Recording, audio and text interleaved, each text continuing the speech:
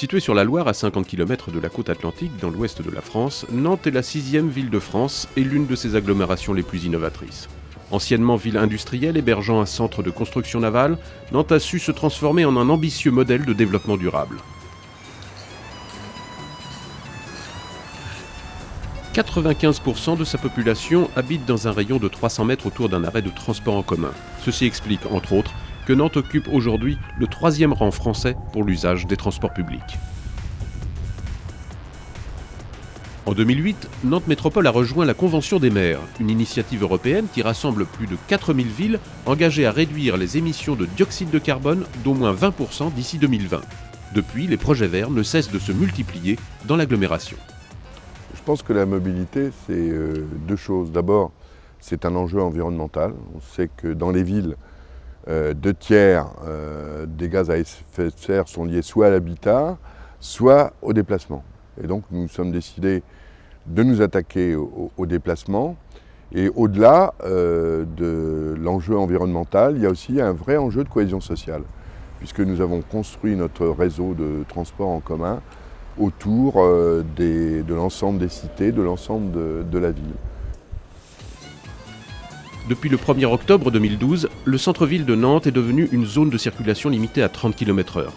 La ville souhaite rendre aux piétons l'usage de son centre en encourageant le recours au transport public et au vélo.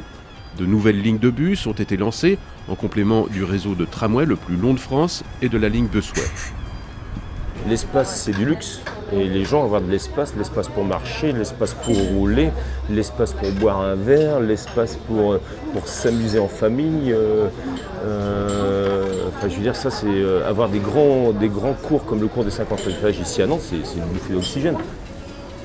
Avec un réseau de 400 km de pistes cyclables, la ville offre différentes options d'utilisation du vélo. À Nantes, vous trouverez 880 vélos en self-service disponibles pour de courts déplacements dans le centre-ville. Une alternative simple à l'usage de la voiture. Donc pour mes déplacements, tant professionnels que personnels, ça m'arrive de plus en plus d'utiliser le biclou aussi. Lorsque je vais plaider à Rennes, je prends le biclou jusqu'à la gare SNCF, je prends le train évidemment, et sur place à Rennes, je peux reprendre un fonctionnement identique.